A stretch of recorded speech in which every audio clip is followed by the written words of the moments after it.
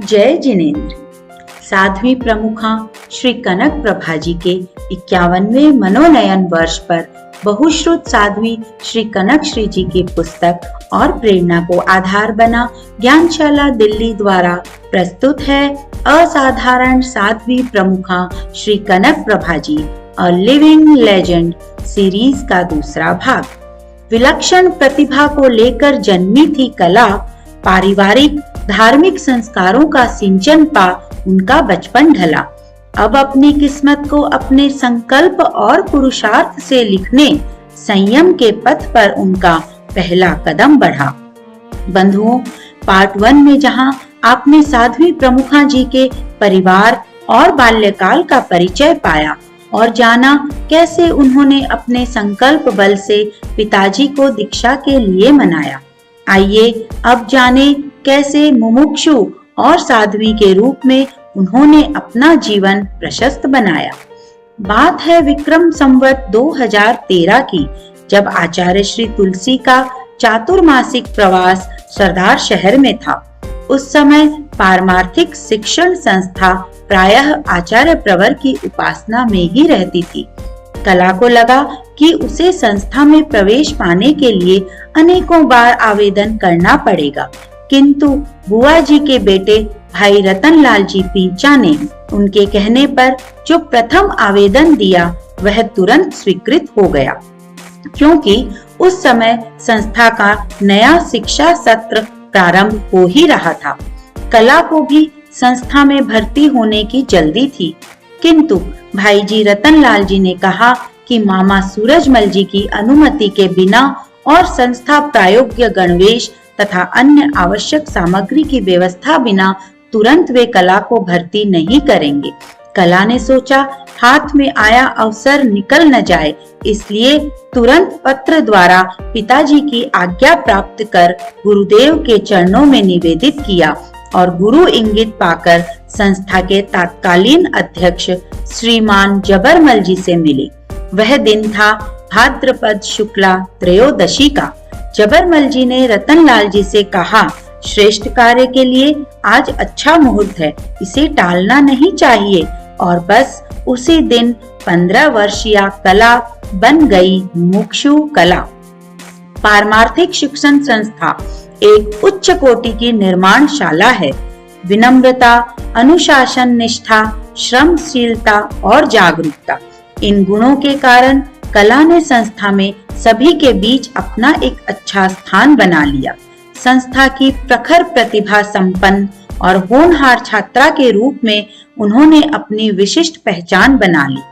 संस्था प्रवास काल में ही उन्होंने कविता बनाना, भाषण देना तथा संस्कृत भाषा में वक्तव्य देना, साहित्य पठन व लेखन आदि दिशाओं में काफी अच्छा अभ्यास और विकास कर लिया था। 17 वर्षीय मुमुक्षु कला ने विक्रम संवत 2015 में आचार्य श्री तुलसी के कानपुर चातुर्मास में उनकी प्रेरणा को शिरोधार्य करते हुए उनके जन्म दिवस पर अभिवंदना स्वरूप 1 वर्ष तक प्रतिदिन 5 मिनट संस्कृत भाषा में बोलने का संकल्प किया, जिसे मुमुक्षु चंद्रावती के साथ पूरी निष्ठा से निभाया। साध्वी श्री मोहना जी की प्रेरणा से उन्होंने 1 महीने तक बोलचाल में संस्कृत भाषा का ही प्रयोग कर सबको अचंभित कर दिया। इस तरह कला का संस्कृत भाषा पर पकड़ मजबूत होती गई। एक बार आचार्य श्री तुलसी ने साध्वियों को कविता बनाने का सलक्ष्य प्रयास और अभ्यास करने को कहा, जिससे प्रेरणा लेकर मुमुक्षु कला ने अपनी गर्मी की छुट्टियों के 35 दिनों में 35 कविताएं बनाई। और जब उन्होंने वो कविताएं अपनी बड़ी बहन साध्वी मंजुला जी, जो स्वयं एक उच्च कोटि की कवियत्री थी, को दिखाई, तो उनसे मिली सराहना ने कला के आत्मविश्वास को शतगुणित कर दिया। कला ने अपने संस्था काल में ही आचार्य श्री तुलसी की कानपुर से कलकत्ता की पद यात्रा का लेखन भी किया, किंतु उसकी पांडुलिपि आज उपलब्ध नहीं है, लेकिन उस लेखन ने लेखिका के आत्मविश्वास को जगाया। विक्रम संवत 2016 गुरुदेव तुलसी के कलकत्ता चातुर्मास में कुछ व्यक्तियों ने कुछ मुद्दों पर भयंकर विरोध और संघर्ष की स्थिति उत्पन्न कर दी। उनके विरोध के मुद्दों में एक मुद्दा था पारमार्थिक शिक्षण संस्था। यद्यपि यह संस्था उस समय तक नई नहीं थी, इस संस्था के 10 वर्ष पूर्ण हो चुके थे। दीक्षा का प्रसंग उपस्थित हुआ। कुछ बहनों की दीक्षा होने वाली थी। उन दीक्षार्थियों के मंगल भावना समारोह में संस्था के महत्व को उजागर करने हेतु एक प्रभावी वक्तव्य देने का दायित्व मुमुक्षु कला को सौंपा गया।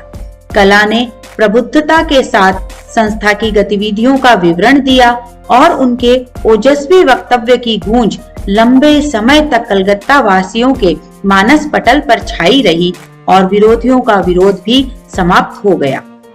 कलकत्ता चातुर्मास संपन्न कर जब गुरुदेव तेरा पंथ की द्विशताब्दी मनाने केलवा की तरफ विहार कर रहे थे, तब रास्ते में 20 तीर्थंकरों की निर्वाण भूमि तपोभूमि सम्मेद शिखर पर पहली बार तेरा पंथ के आचार्य का पदार्पण हुआ।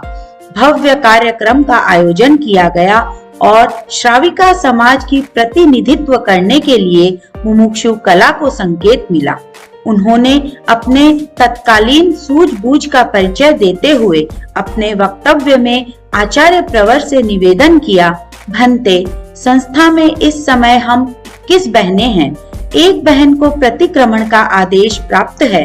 20 तीर्थंकरों की निर्वाण भूमि पर हम 20 बहनों को भी साधु प्रतिक्रमण सीखने का आदेश प्रदान कराएं। गुरुदेव ने कला को गौर से सुना, प्रसन्नता प्रकट की, किंतु उनकी प्रार्थना के बारे में कुछ नहीं कहा। फिर भी उपस्थित जन समुदाय की बलवती भावना से प्रभावित हो केवल मुमुक्षु कला पर गुरु की प्रसन्नता का प्रसाद बरस और उन्हें प्रतिक्रमण सीखने का आदेश प्रदान कर दिया गया। विक्रम संवत 2017 को केलवा में तेरा पंथ द्विशताब्दी समारोह होने वाला था। संघ की तरफ से यह प्रार्थना थी कि जिस भूमि पर तेरा पंथ के आद्य प्रणेता आचार्य श्री भिक्षु ने अपने 12 साथी संतों के साथ भाव दीक्षा स्वीकार की, उसके 200 वर्षों के इतिहास की पुनरावृत्ति में कम से कम 13 मुमुक्षु भाई बहनों की दीक्षा प्रदान कराने का निर्देश प्रदान कराएं। कई मुमुक्षु भाई बहनों की दीक्षा का आदेश मिला, परंतु उनमें कला का नाम नहीं था। वह जरा उदास बैठी थी। इतने में ही लाडनू के श्रावक महालचंद जी खटेर ने गुरुदेव को कला के बाबोसा श्री धनराज जी बैद व पिताजी सूरजमल जी द्वारा लाडनू में निवेदित कला की दीक्षा हेतु प्रार्थना संबंधी अनुरोध बताया।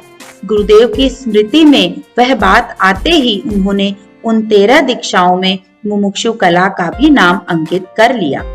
आचार्य श्री तुलसी एक क्रांतिकारी युग दृष्टा पुरुष थे। उन्होंने अनुभव किया कि जमाना तेजी से बदल रहा है। इस बदलते परिवेश में अर्थहीन मान्यताओं, अवधारणाओं एवं सामाजिक रीति रिवाजों में परिवर्तन आवश्यक है। इसलिए उन्होंने तेरा पंथ द्विशताब्दी समारोह की विशिष्ट उपलब्धि के तौर पर नया मोड़ अभियान शुरू किया। इसी अभियान के अंतर्गत आचार्य श्री तुलसी की प्रेरणा थी कि दीक्षार्थी की दीक्षा से पूर्व होने वाले कार्यक्रम आडंबर रहित और सादगीपूर्ण हो। समाज के उन नियमों की जानकारी देने हेतु मुमुक्षु कला ने एक लेख लिखा जो 26 जून 1960 को जैन भारती में प्रकाशित हुआ। दीक्षा का आदेश प्राप्त कर जब मुमुक्षु कला घर गई तो परिवार के भारी दबाव के बावजूद कला ने मूल्यवान आभूषण, भारी परिधान पहनने से इनकार कर दिया। उन्हें दीक्षा से पूर्व जीवनवार न करने व वर घोड़े न निकालने के अपने दृढ़ निश्चय के कारण परिवार की नाराजगी भी झेलनी पड़ी। उनकी सादगी, संयम और शालीनता का विशेष प्रभाव रहा। अब वह पल आ गया जब मुमुक्षु कला साध्वी बनने जा रही थी। गुरु पूर्णिमा का पवित्र दिन विक्रम संवत 2017 आषाढ़ शुक्ला पूर्णिमा शुक्रवार 8 जुलाई 1960 केलवा की पावन धरा पर तेरा पंथ द्विशताब्दी समारोह का अभूतपूर्व विराट आयोजन, जिसका विशेष आकर्षण था 13 मुमुक्षु, 10 बहनें और 3 भाइयों की जैन मुनि दीक्षा। उनमें से एक थी 19 वर्षीय मुमुक्षु कला। उनके द्वारा उस अवसर पर विशाल जनसभा के समक्ष आचार्य श्री भिक्षु और दीक्षा के संदर्भ में प्रेषित उद्गार श्रोताओं के अंतर मन को झकझोर देने वाले थे। आचार्य श्री तुलसी ने सभी दीक्षार्थियों को आर्ष वाक्यों और आध्यात्मिक मंत्रों का उच्चारण कर जैन मुनि दीक्षा प्रदान कराई। तत्पश्चात नव दीक्षित साध्वियों का केश लुंचन साध्वी प्रमुखा महासती लाडा जी ने किया। नामकरण संस्कार के क्रम में आचार्य श्री तुलसी ने मुमुक्षु कला को निर्विकारता, तपस्विता और तेजस्विता का प्रतीक नाम कनक प्रभा दिया। किसे पता था यही साध्वी 11 वर्षों के बाद साध्वी प्रमुखा पद का गौरव बढ़ाएंगी।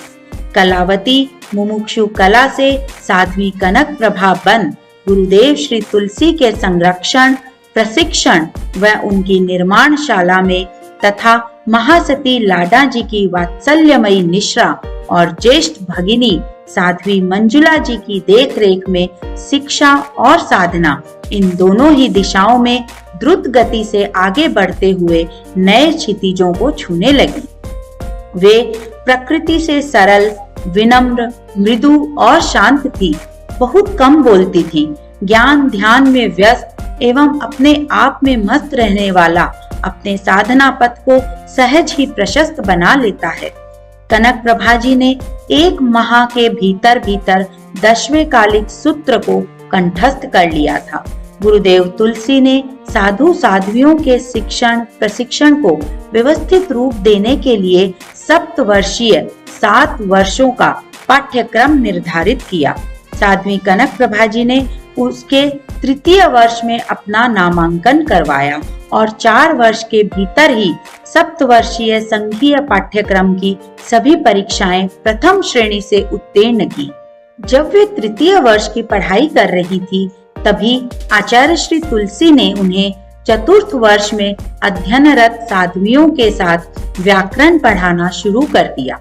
उनकी ग्रहण शक्ति, समझ शक्ति और स्मरण शक्ति ने गुरुदेव श्री को विशेष रूप से प्रभावित किया।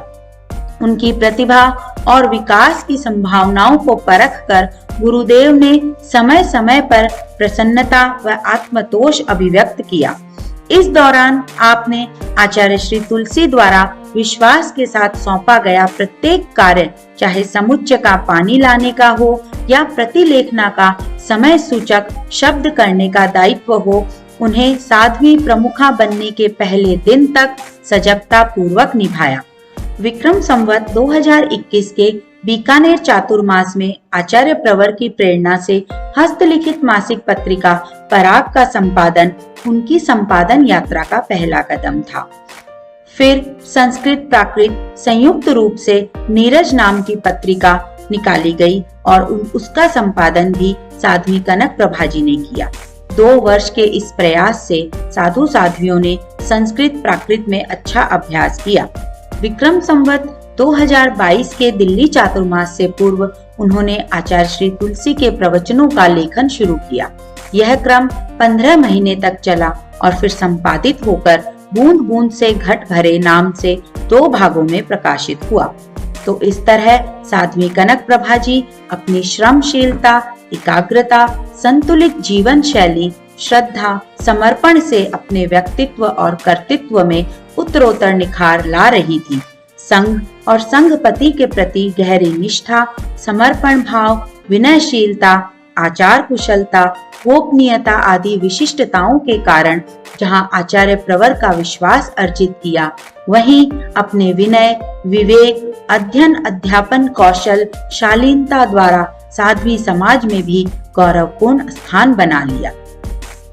व्यक्तित्व विकास का सूत्र है जिम्मेदारी स्वीकार करना। एल्बर्ट हब्बर्ड ने लिखा है, जिम्मेदारियां उस व्यक्ति की ओर खींची चली जाती है जो उन्हें कंधों पर उठा सकता है। जो व्यक्ति नई जिम्मेदारियों को स्वीकारना जानता है, वे अपनी प्रगति और उन्नति का रास्ता प्रशस्त कर लेते हैं। अगले पार्ट में आप सुनेंगे उनके विकास यात्रा और दायित्व का वर्णन। अगला प्रेरणादायी भाग भी जरूर देखें।